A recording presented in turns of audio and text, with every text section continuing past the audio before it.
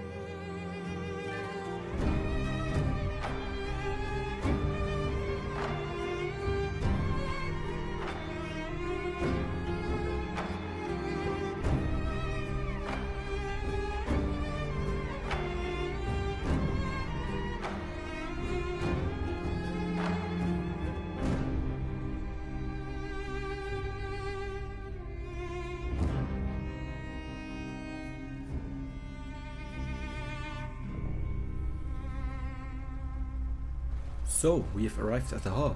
My grand plan is to leave the main squad at the hub, whilst one of my fastest hivers goes ahead and search the whole world kind of for an optimal place to settle. But you might ask, Hoiver, what is an optimal place to settle? Now, you want water, fertility, stone, iron and copper. The reasoning for this is because I want to create a fully self-dependent kingdom, so I do not have to buy any food or other resources. Which is in case if you don't have any of these nearby, you have to. And that's very expensive and also inefficient. For this important task, I've sent Caravan Drone out to search for the right place for our kingdom. And believe me, been searching for a long time. From Veen to Drag, to some more Veen, to Spider's Plains. You get the message. I've searched around the whole world. I kind of made like a loop and came back to here. As you can see, our base position is very close to the hub, so that loop around I did wasn't even needed. But I have searched the whole world and I know this is a really nice place because it has all the 5 requirements I wanted, and it also looks like it can be defended pretty alright. I placed 2 walls on the outside and also had 2 houses, one for researching and the other one for future plans. I don't know what they are yet, but it's always nice to have some space. Everything was going to plan and was going along very nicely, but little did I know that it wasn't all going to be smooth sailing. But for now I placed down an engineering bench. I also had a stone processor outside and a stone mine. Now I placed some crossbows down for some more defense, but little did I know that placing down too many was gonna screw me over somehow. Normally I would just assign some people or some soldiers to those crossbows and it will be all right. But if I have too many down and I do not assign anyone to that, then just a random soldier will run to that. So a foot soldier, for example, even though he doesn't have the work order for it, he will still run to it and go ahead and use it whilst you want him on the ground fighting. I also placed some storage units on the ground. I also placed some storage on the ground with the F12 menu. And don't worry, I didn't use it to cheat. I placed it down before and then I used F12 to move it freely. Because if you didn't know, you can also use Shift F12 to just place down anything at any time very fast instantly. But I just used it to place my blueprinted things that still need to be built in just a nice spot so it looks better, or I have a little bit more space.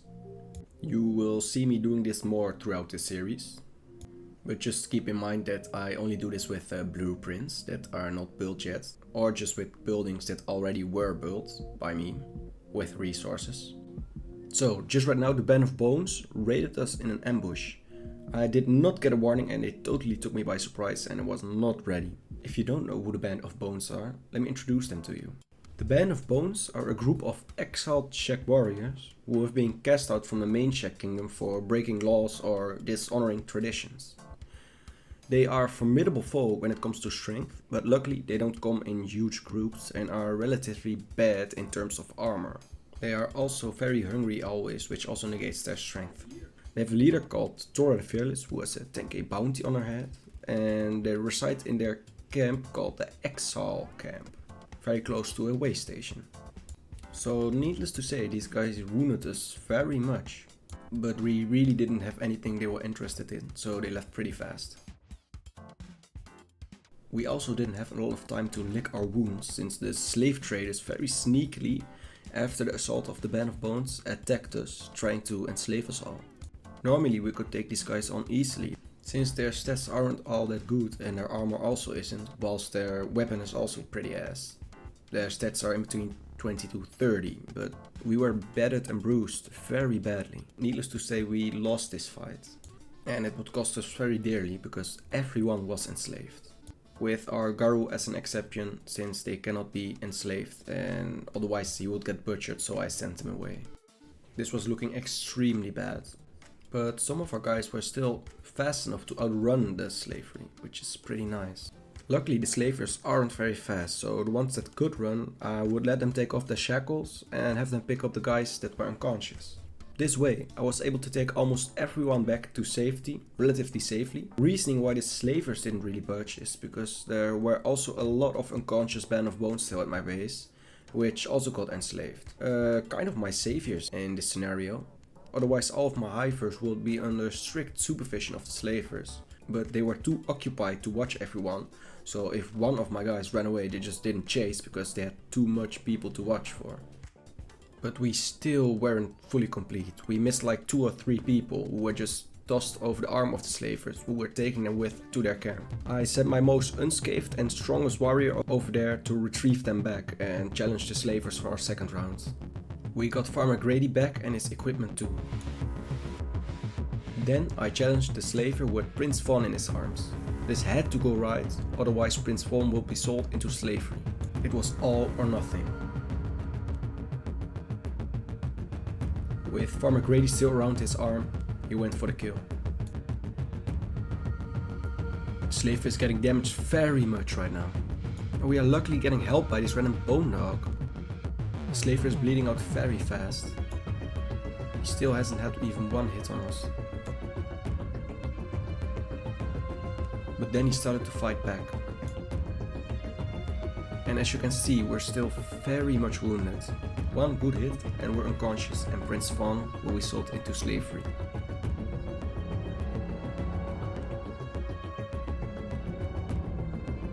The bone dog is now unconscious, so it's a 1v1.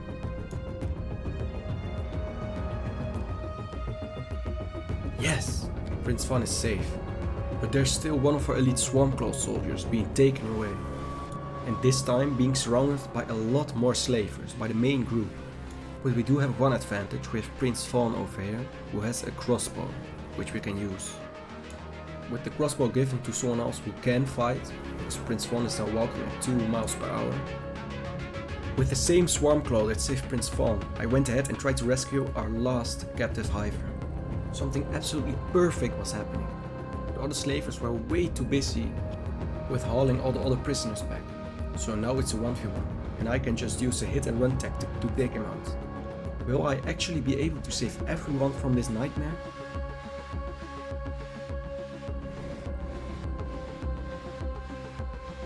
slavers are so cruel. His comrade is just walking past him, only caring about his own loot.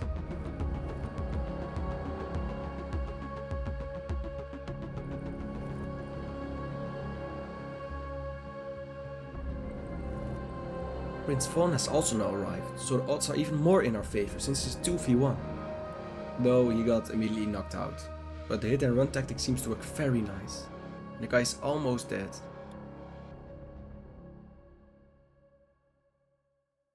And nice, there it is. Now it's just a matter of bringing everyone back safely, because this swamp is full of creatures that will eat you. And Prince Fawn got attacked by a bone dog. Probably the same that helped me took out the slave before. I then just got lucky that it didn't target me. And I'm also pretty lucky that it didn't try to eat me. I have sent care of a drone over to heal Prince Fawn up and take him back to the base. After a while, I got everyone back safely. Now it's just a matter of healing everyone up and take back the whole of our base instead of just hiding in the back. Over here I built a small little camp with very good sleeping bags that give 12x healing instead of 4x, so I could heal up my guys very fast. By the way, just take a look at the mess that was left behind.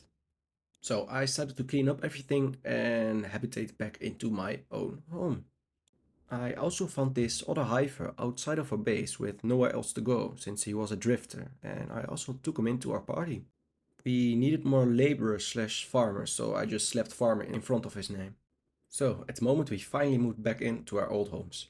And I also redistributed all the backpacks and stuff that I threw on the ground so the slavers wouldn't take it with them.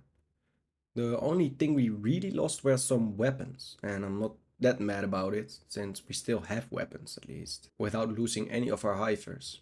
I would say this is kind of a best case scenario for having your whole hive be enslaved. Though this is the end of the video, I would say. I know this is a bit of a shorter one, but this was just pretty unique and I just wanted to make it into its own little episode. So goodbye. I think the next episode is gonna be online pretty soon, since I still have a lot of footage left. If you enjoy my videos, make sure to like and maybe subscribe if you feel like it.